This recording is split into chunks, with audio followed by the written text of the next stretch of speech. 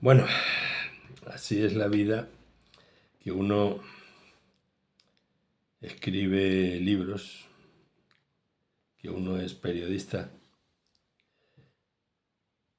y los libros los escribo como periodista, pero a pesar de ello hay que dar explicaciones de por qué uno es periodista y de por qué uno escribe libros, que viene a ser lo mismo que contar un chiste y tener que explicarlo. El chiste deja de ser chiste, ya no tiene gracia. Bien, yo soy periodista y soy un periodista de la vieja escuela, es decir, canalla total al 100%, que diría Felipe González. No caso con esas historias de la universidad que le cuentan a los futuros periodistas que todo tiene que ser perfecto, ay, que si no tienes pruebas no puedes tal y tal y tal, porque todo eso es mentira. Solamente tenéis que coger los mejores periódicos del mundo o los mejores periódicos que ha habido en España, me da igual, y daros cuenta cómo todo está manipulado. En tiempos, cuando el mundo era el mundo y el país era el país, en España, me refiero a los periódicos, eh, uno cogía el país y el mundo del mismo día, pero no una vez, no, cada día. Uno cogía el país y el mundo y resulta que decían la misma noticia, el titular era lo mismo, pero la explicación de la noticia era absolutamente diferente, porque uno escribía para la derecha y el otro para la izquierda. Bueno, y así sigue siendo, con menos intensidad, claro, pero así sigue siendo.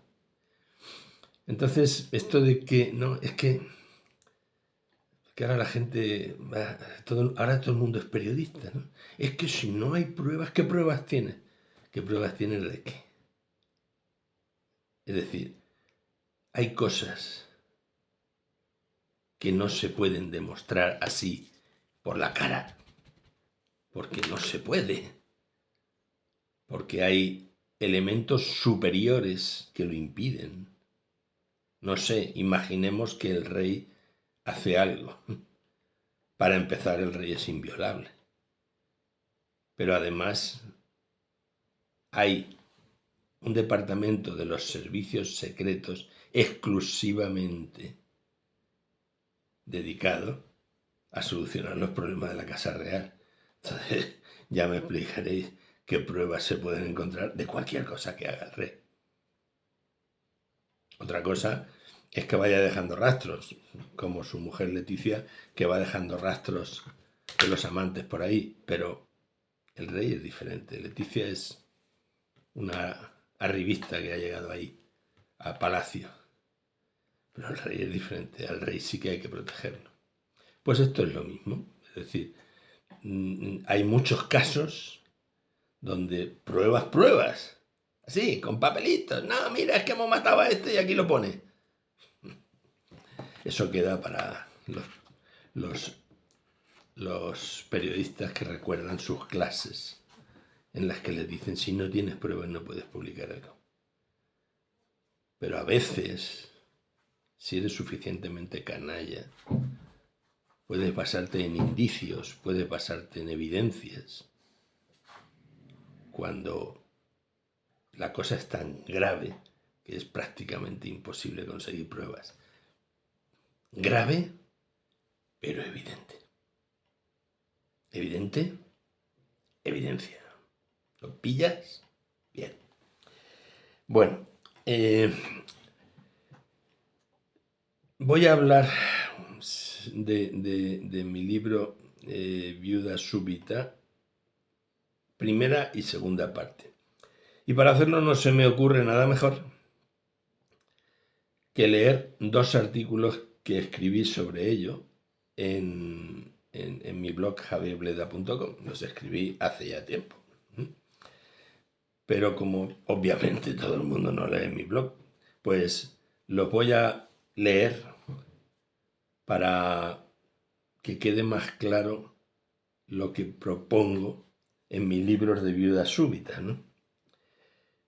Porque además, cuando escribí los libros, no había ningún tribunal español, como ahora sí lo hay. No había ningún tribunal español que dijera, esto puede ser un asesinato. Puede que no se quitase la vida. Ahora sí.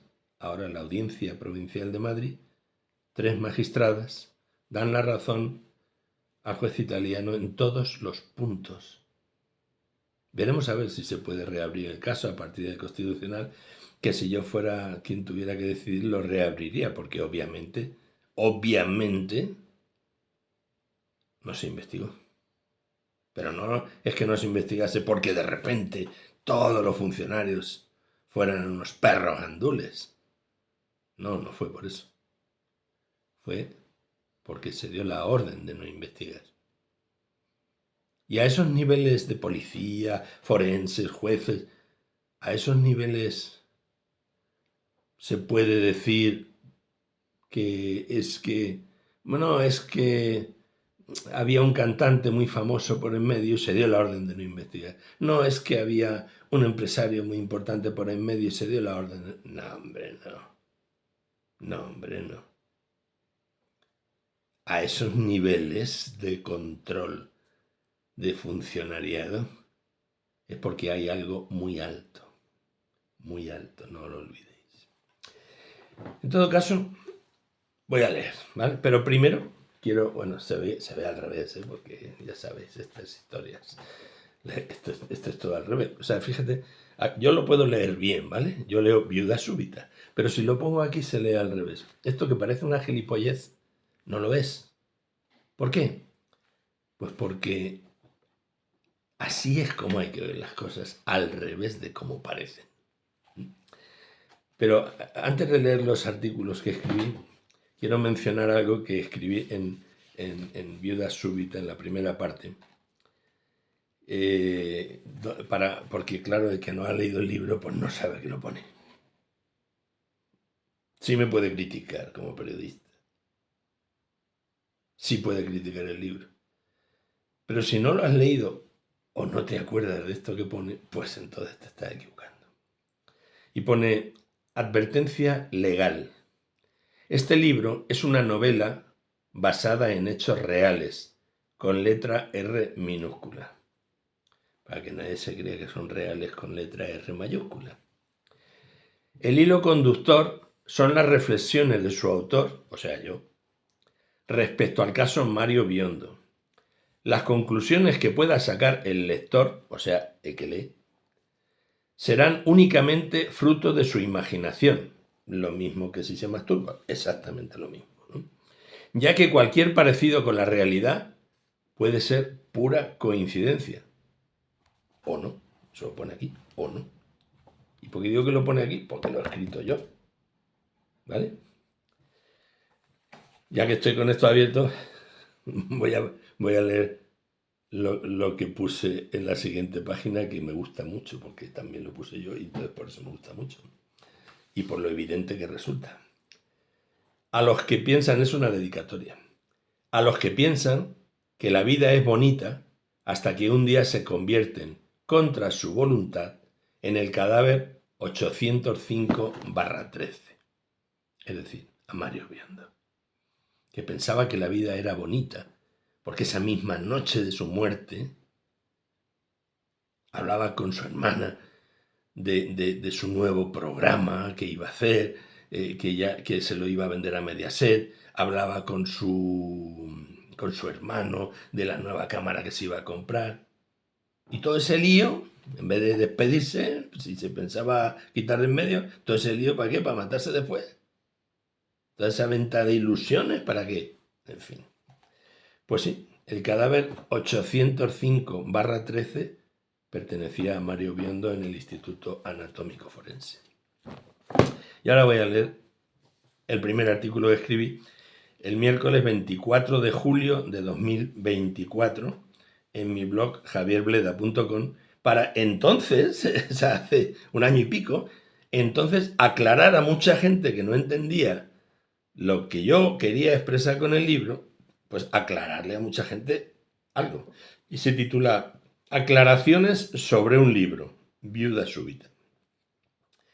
Cuando me senté a escribir Viuda súbita, pensé que a este título debía añadirle algo más, algunas palabras que orienten al posible lector sobre el contenido y qué puede encontrar en su interior.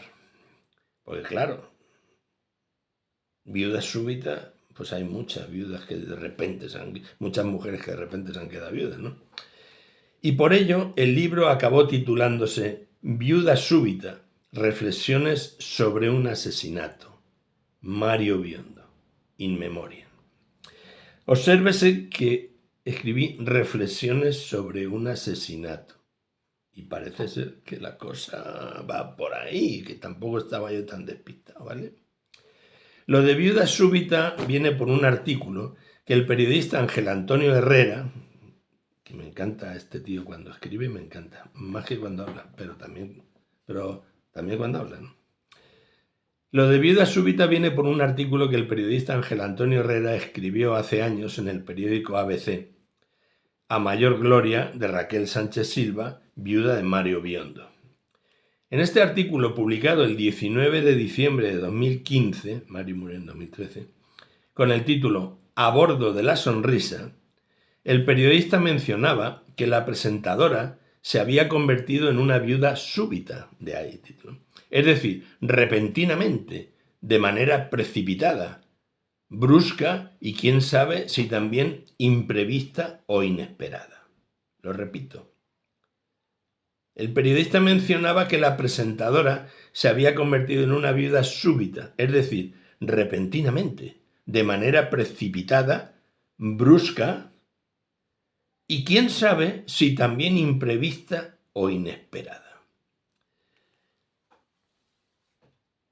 Lo de reflexiones sobre un asesinato es porque a lo largo de las páginas del libro lo que hago es reflexionar sobre lo que a todas luces es un asesinato y no un suicidio, ni tampoco un lamentable accidente sexual como apuntaba la propia Raquel. El 3 de agosto de 2022, El Mundo y Corriere della Sera, un periódico italiano, titulaban así: Mi hijo sabía demasiado. Ese era el titular de la madre de Mario Biondo. Mi hijo sabía demasiado. Recogiendo palabras de la desconsolada madre de Mario Biondo, Santina D'Alessandro. En el cuerpo de la información se podía leer esto. Nicola Aiello, o Aiello, como se diga en italiano, hasta que no tenga una profesora de italiano no voy a saber, juez italiano, apunta a que Mario no se quitó la vida. Los elementos que se extraen del expediente del Ministerio Público sugieren que Mario Biondo fue asesinado por manos desconocidas y posteriormente colocado en una posición capaz de simular el suicidio.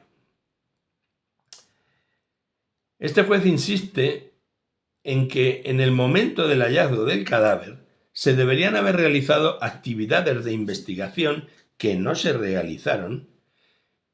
La policía de homicidios no las realizó porque toda persona que se quita la vida se considera una muerte violenta y por lo tanto hay que investigar.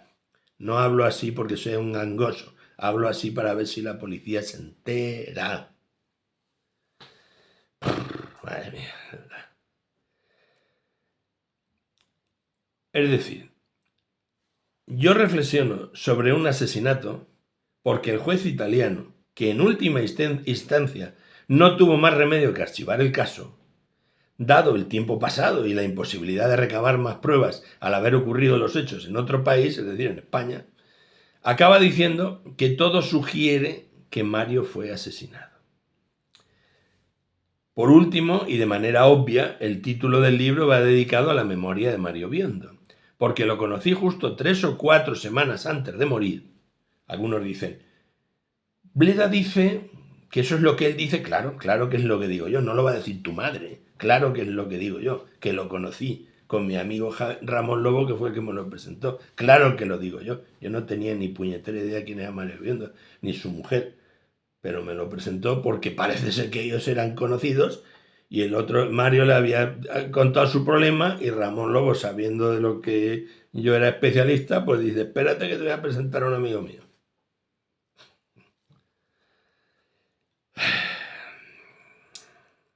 Por último, y de manera obvia, el título del libro va dedicado a la memoria de Mario Biondo, porque lo conocí justo 3 o 4 semanas antes de morir, cuando ya estaba preocupado, y me preguntó qué podría pasar si sabía que alguien de su entorno más próximo tenía una relación con una persona muy top. ¿Cómo de top?, pregunté yo. Y él responde, máximo, nadie por encima. Todas estas cosas las he metido en un libro a modo de costelera y las he llamado reflexiones, porque eso es lo que son, reflexiones sobre un asesinato, el de Mario Biondo. Y parece que por ahí van los tiros, ¿no? Y para mí, que soy el que lo ha escrito, es una novela basada en hechos reales. Porque ¿es verdad o no es verdad que está muerto? Es verdad, ¿no? ¿Es verdad o no es verdad que entonces, cuando lo escribí, ya el juez italiano planteaba la historia del asesinato? Es verdad, ¿no? Ahora ya también los jueces españoles. Entonces, decía el párrafo, y para mí, que soy el que lo ha escrito, es una novela basada en hechos reales. Tal vez para otras personas no. Y era evidente. Había muchos haters y muchos defensores de Raquel y muchos de no sé qué, que se echaban las manos a la cabeza y me insultaban de una manera increíble. El libro está escrito con datos, con muchos datos.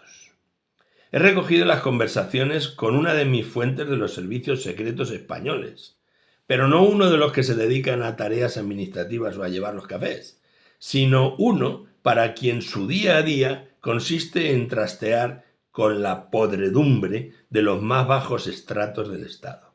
Eso existe, señores, y el que no se lo crea es porque no tiene ni pajolera idea de qué va la realidad, pero se atreve a hablar sin tener ni idea. Se atreve a decir, ¿y tú qué sabes si tú eres incapaz de llegar a ese sustrato de las cloacas? Son las cloacas de las cloacas. Entonces, en fin.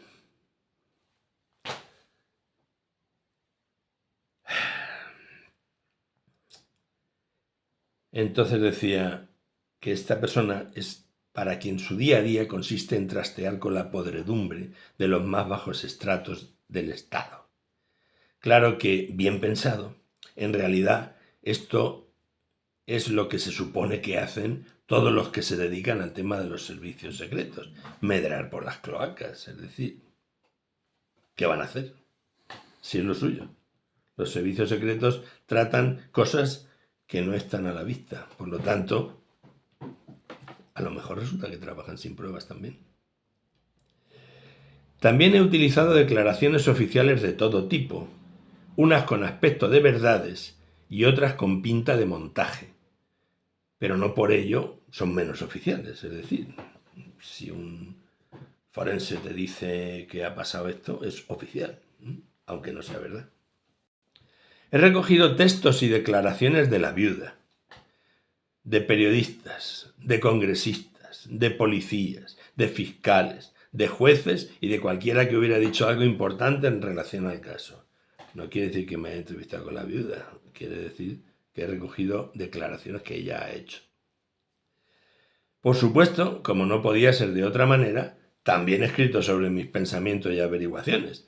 Más que nada porque al ser el autor quedaba feo que la mayor parte del texto se circunscriba a lo que otros han dicho. Oye, yo también quiero pensar, ya que escribo, ya que soy yo el autor, por lo menos puedo poner algo mío, ¿no? No va a ser todo lo que piensan los demás.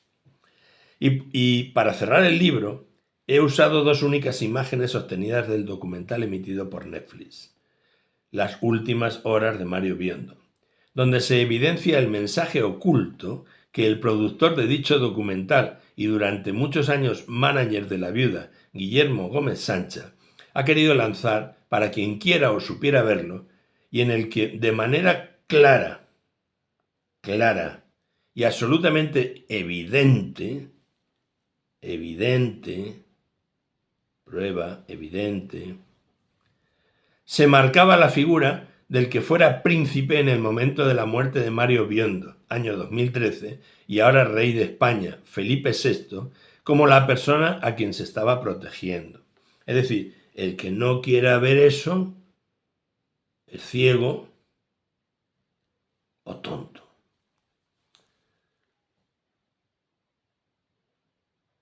Y con esto no quiero decir que todo el mundo sea ciego. Sobre esto he escrito y sobre esto es de lo que hablo cuando alguien me quiere hacer una entrevista para saber más del libro. Sobra decir que no soy yo quien ostenta el control en la manera más o menos escandalosa que tengan de titular otros periodistas u otros youtubers, es decir, que pueden poner ahí los titulares que les dé la gana, ¿no? Por lo que yo, bajo ningún concepto, asumo más responsabilidad de la que en todo caso pudiera derivarse de lo que he escrito o dicho en primera persona. Es decir, yo asumo lo que digo, ¿vale? Lo que digan otros o lo que titulen otros es su problema. En relación a Raquel Sánchez Silva, lo que hago en el libro es plantear la hipótesis de que esa persona del entorno de Mario que tenía una relación con alguien top, nadie por encima, como decía Mario, presuntamente fuera ella. La persona a la que había que proteger, esa persona top, también presuntamente fuera el príncipe, dentro de mi hipótesis, ¿vale? Y el protector fuera el rey, dentro de mi hipótesis, porque mi agente secreto me dijo que quien estaba preparando la operación, o que quien había hecho la operación, era el padre. Y el protector fuera el rey, quien pudo azuzar a su gente vasalla de los servicios secretos, como ya había hecho otras veces, para cerrar la boca de quien pudiera entorpecer el orden dinástico. Recordar a Sandra Mozarovsky, cómo hizo un doble salto mortal con tirabuzón mientras regaba las plantas. Y el que quiera saber más, que compre mi libro Su Majestad Sandra Mozarovsky, que está en Amazon y que viene con nombres y apellidos. Esto es publicidad encubierta. Esto que he dicho al final no es ninguna tontería, Lo repito, que el protector fuera el rey, Juan Carlos, quien pudo azuzar a su gente vasalla de los servicios secretos, como ya había hecho otras veces, para cerrar la boca de quien pudiera entorpecer el orden dinástico. Imagínate si después de que el bicharraco tiene que andar por ahí pidiendo perdón a la fuerza. No, y perdón, no puedo hacer más de cazar elefante, de cazar conejos, de la colina, de todo eso. Imagínate si además de eso,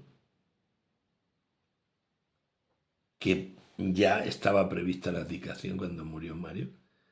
Entonces llega Mario Biondo y mete la pata y dice, es que el nene estaba con mi mujer haciendo cosas malas.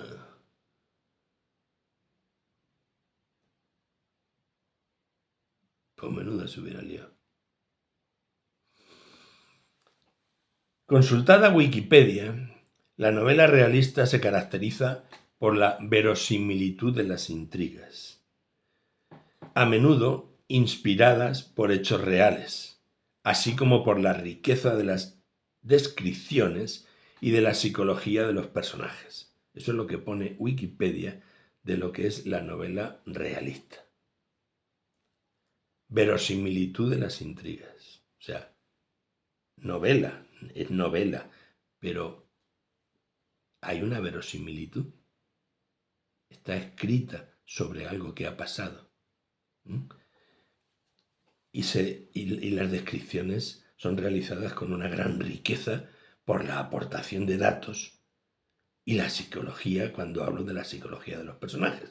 O sea que mira, sin comerlo ni beberlo, siendo un pobre analfabeto, hecho una novela realista. Y según Gilad Elbon, o como se diga, profesor de la Universidad Estatal de Oregón en Estados Unidos, la verosimilitud es la idea de que la literatura debería ser cierta a la realidad. La idea de que los elementos textuales, personajes, diálogo, contexto, imágenes, deberían ser creíbles, convincentes, auténticos y realistas. En resumen, tomé los datos que tenía y escribí una novela realista que además resulta ser verosímil. Lo que, según la RAE, la Real Academia Española, que menudo lío se llevan ahora con todas estas cosas, es algo que tiene apariencia de verdadero.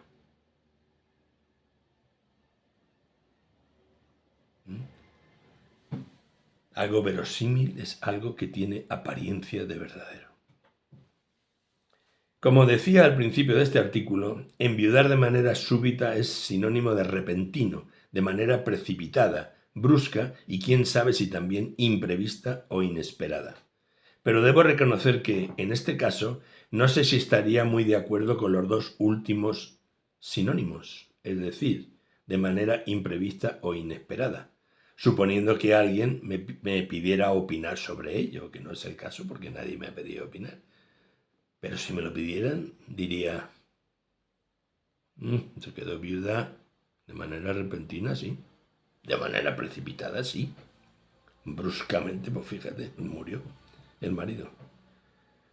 Pero de manera imprevista, de manera inesperada, vamos, hombre, vete por ahí a contar ese rollo a otro. Bueno, y ahora lo haré un poco más rápido para que no se haga esto pesado. Voy a leer el segundo artículo, publicado el 28 de septiembre de 2024, 2 días después de mi cumpleaños. Se titulaba Aclaraciones sobre otro libro, Viuda súbita, segunda parte, que también lo tenéis en Amazon por si alguien no lo ha leído todavía. Bueno, si lo hubiera leído todo el mundo, menudas navidades me iba a pegar. De repente una lectora pregunta por qué en mi libro Viuda súbita, segunda parte, las primeras páginas están dedicadas al erotismo puro y duro y desarrollo todo un proceso masturbatorio femenino a partir de la pasmina de la que apareció colgado Mario Biondo. Entiendo la pregunta y, con todo respeto, paso a responderla. Y digo que lo hago con respeto porque el sexo no es igual para todo el mundo ni tiene las mismas connotaciones y, por ejemplo, en este caso, tal vez debería haber advertido que en el interior se podían leer pasajes que, según para quién, podían ofender. Porque claro, si una es monja y solo se masturba cuando está dentro de la celda, pues fuera de la celda tiene que decir que no lo hace y que lo ofende. Debo reconocer que antes de editar el libro llegué a pensar seriamente en colocar esa advertencia en la portada, pero al final no lo hice por 2 motivos fundamentales.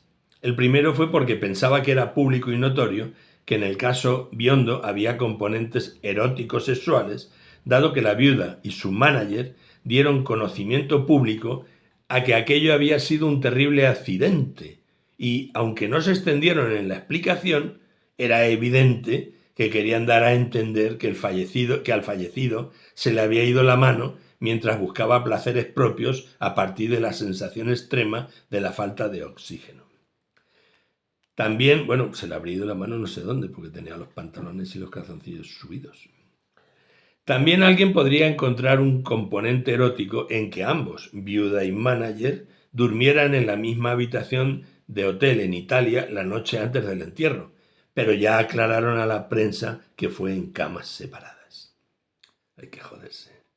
El segundo motivo por el que decidí no poner la advertencia de contenido erótico en la portada era porque suponía que la mayor parte de las personas que podían estar interesadas en este caso posiblemente ya habían visto las fotos publicadas por la madre de Mario, donde se le veía muerto y todavía colgado en la misma posición en que lo colocaron para simular el suicidio. Y por tanto, si es que habían visto esas fotos, no creía que se fueran a asustar.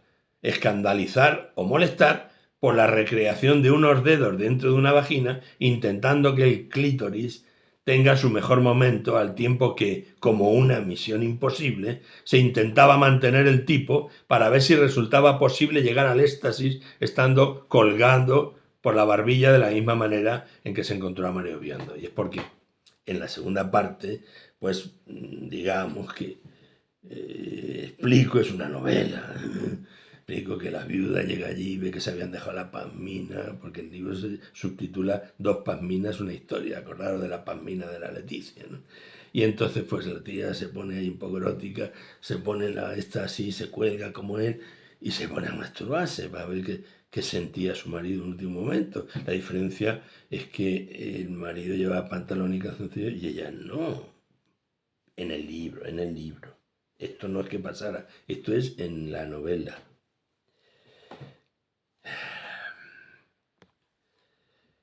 Vamos a ver.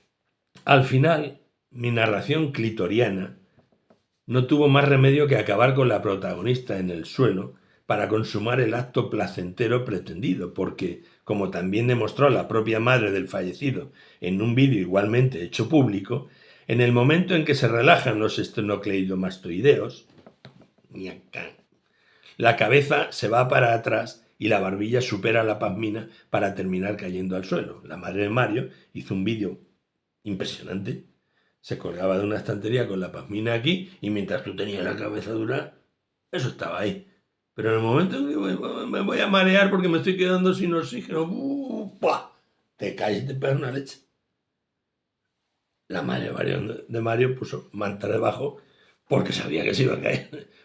Pero a Mario no le pusieron mantas porque no se podía caer, porque ya estaba muerto y tieso. Y lo colocaron ahí. Si no, no podía quedarse ahí. Ah, no, yo es que soy perito forense y digo que sí podía quedarse. Vete a tomar por culo, escribe un libro, tío. Escribe un libro y véndelo. El que he escrito yo es este. Ay, te lo macho.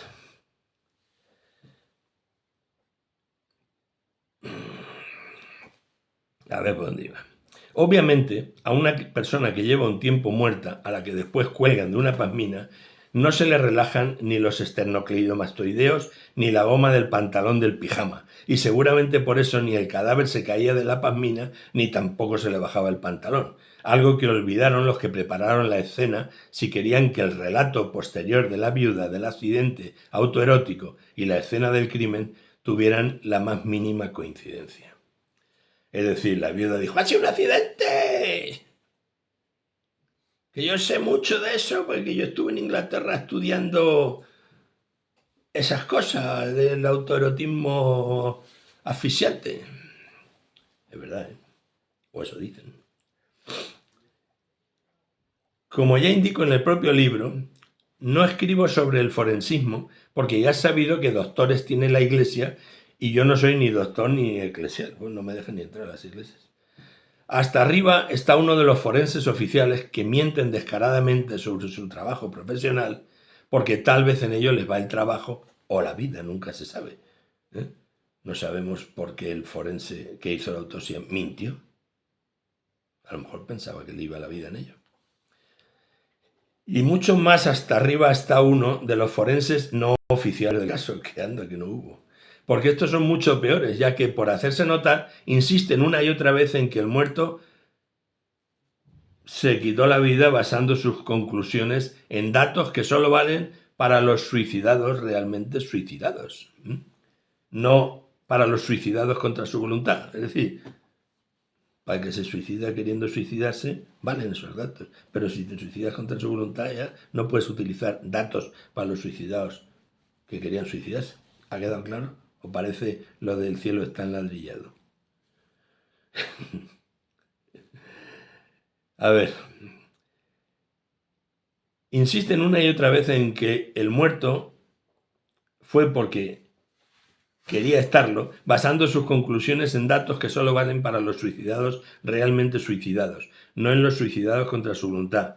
como esos que ya tienen el cuello rígido cuando los cuelgan de una pasmina y por eso aguantan ahí colgados hasta que la plañidera convertida en viuda súbita llega de su afortunado viaje, pues anda, que no es casualidad que ese día se tuviera que ir, para contar historias de accidentes sexuales antes de, poco más tarde, entrar de lleno en lo mucho que consumía sustancias estupefacientes el finado, quien se suponía que había sido el amor de su vida, dejando por los suelos el honor del que ya no pudo defenderse.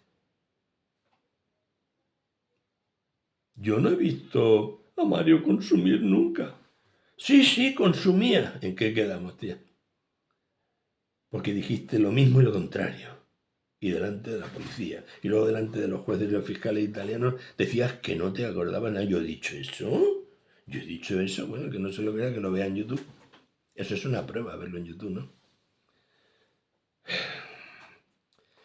Otra cosa que considero interesante aclarar y que aparece en el libro es mi insistencia en recordar que en el documental Las últimas horas de Mario Biondo, distribuido por Netflix pero perpetrado por Par Producciones, la productora del ínclito manager de Raquel Sánchez Silva, Guillermo Gómez Sancha, y su socio Luis Velo Puig Durán, y otros socios de la empresa Colaboradores Necesarios, aparece la imagen del rey Felipe VI y sobre su rostro está escrito: digamos que se está protegiendo a esta persona. Y no lo he escrito yo, ¿eh? Sale en el documental de Netflix. Miradlo y lo veréis. Es decir, esta secuencia del documental está dando a entender que a quien se está protegiendo es al monarca, quien, según la hipótesis novelada de mis libros, podría haber tenido una relación con la presentadora de televisión. Ojo, no confundir con Leticia, que también era presentadora. Y Mario Biondo haberlo descubierto, lo que habría llevado a la eliminación radical de quien podía poner en jaque el orden dinástico una vez Juan Carlos abdicase. ¿Por qué insisto en recordar este aviso a navegantes escrito en la frente del rey? Pues claramente porque no se trata de ningún error de edición, ya que la escena del rey llegando a Mediaset 2 años después de la muerte de Mario con Leticia, o sea, en 2015, acompañados por la responsable política de los servicios secretos, Soraya Sáez de Santa María, está fuera de contexto del documental, salvo que se pretenda que sirva de advertencia a la Casa Real hecha directamente por los perpetradores de dicho documental. Sin duda resulta curioso que quienes con tanta vehemencia defienden el montaje del suicidio en un documental vergonzoso, haciendo que la familia de Mario parezca estar mal de la cabeza, con entrevista a psiquiatra forense televisivo incluida, ataquen de una manera tan evidente al rey. Y las conclusiones a las que se puede llegar son variadas. Una de ellas, por ejemplo, es que pretendieran hacerse un bárbara rey, extorsionando económicamente al hijo real como ella extorsionó al padre. Pero sinceramente no creo que lo hicieran por esto. Y si presuntamente pretendían extorsionar, no sería por dinero. Posiblemente habría un motivo superior. Teniendo en cuenta que Luis Velo, el socio de Gómez Sancha, era el niño bonito, empresarialmente hablando, del fallecido César Alierta, presidente de Telefónica, y que la última pareja del que fuera presidente de Telefónica fue Isabel Sartorius, no había más tías, tenía que ser la novia del Felipe. Lo mismo esto de joder a Felipe sacándolo en el documental e implicándolo directamente en la muerte de Mario, al final podría resultar que tiene su origen en un antiguo despecho amoroso.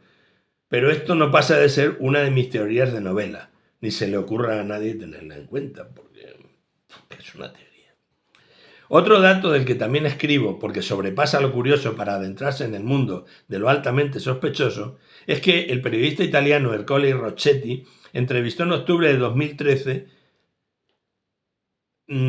al primer abogado de la familia Biondo, Daniel Gómez de Arriba.